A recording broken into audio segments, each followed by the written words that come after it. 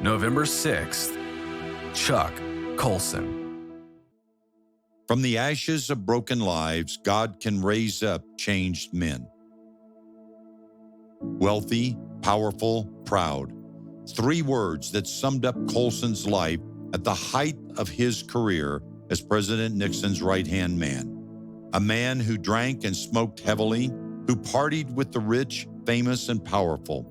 Never in a million years would Colson have imagined that God would one day destroy his powerful but incredibly sinful life.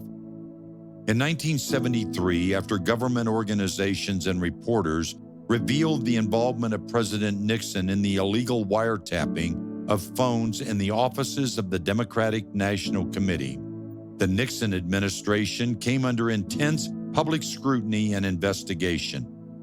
Chuck Colson, who had masterminded many of Nixon's political schemes, including spying on political opponents, began to buckle under the pressure, especially when the Supreme Court ruled in favor of the release to Congress of all of Nixon's secret recordings of White House meetings.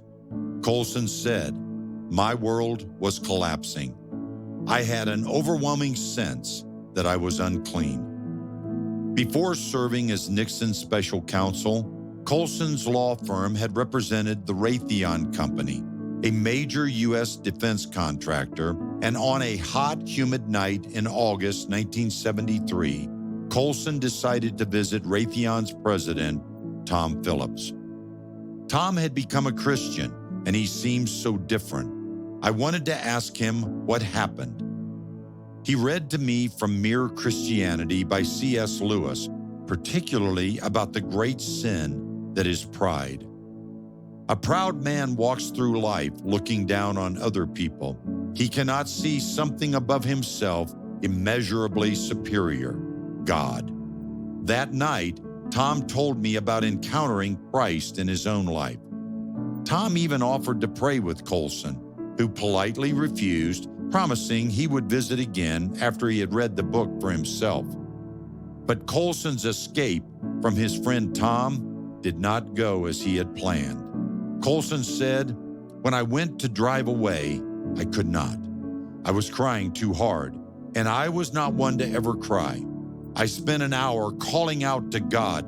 I did not even know the right words. I simply knew that I wanted him. God heard my cry. Jesus came into my life." Less than a year later, on March 1st, 1974, Colson was named one of 7 co-conspirators in the Watergate scandal.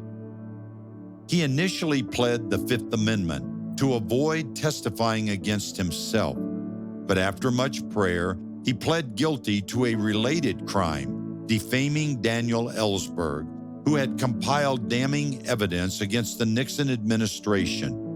Colson was indeed a changed man.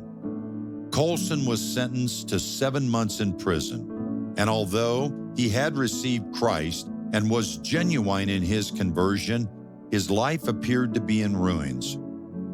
The Lord, however, chose this dark time to reveal his plans. Colson said, "I found myself drawn to the idea that God had put me in prison for a purpose. I felt God's hand on my shoulder. 'Submit yourself to me, and I will guide you,' were the words implanted in my mind." Colson emerged from prison with a new mission: to mobilize the church to minister to prisoners. Prison Fellowship was founded in 1976, and as of the year 2020, God is still using the ministry to serve prisoners, former prisoners, and their families. Hundreds of thousands of men and women have encountered Christ through Prison Fellowship. SaferNet is a VPN designed for families. Get daily updates, block sites, and even disable apps. Earn crypto for just staying connected to your cybersecurity. Keep your family safe online. Choose SaferNet.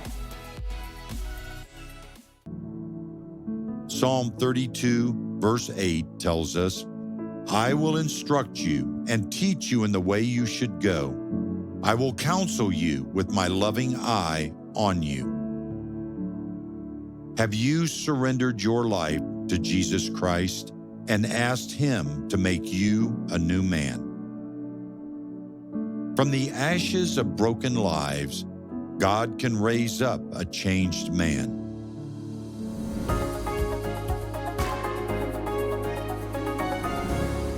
And my name is Chuck Stecker. I'm the executive director of A Chosen Generation, a teaching ministry for churches and organizations on intergenerational culture.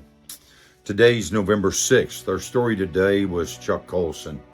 You know, there's a lot to be said about Chuck Colson, but sometimes there's the story within the story that is really the challenge for us. That's the story of Tom Phillips. If you listen carefully, there's only a couple of sentences in there. But Tom Phillips, it says, was different. He was the then president of Raytheon, and Chuck Colson says in his story, when he met with Tom Phillips, a man he respected, very successful, but this time there was something very different about him. It was because he had given his life to Jesus Christ. And I just want to pause and ask this question. Do people see you any differently because you know Jesus? Or is that just something off to the side, like you root for a football team, that's your favorite team there, or this and that, and that's just a characteristic, but it hasn't changed your life? And when I say that, I have to question, if you truly know Jesus Christ, how can you be the same as you were before? How can you not be different if you know Jesus Christ? So that's the first thing. Here's the second thing. It said that Tom offered to pray with Chuck Colson and he declined, but then he went to his car and God just was all over him.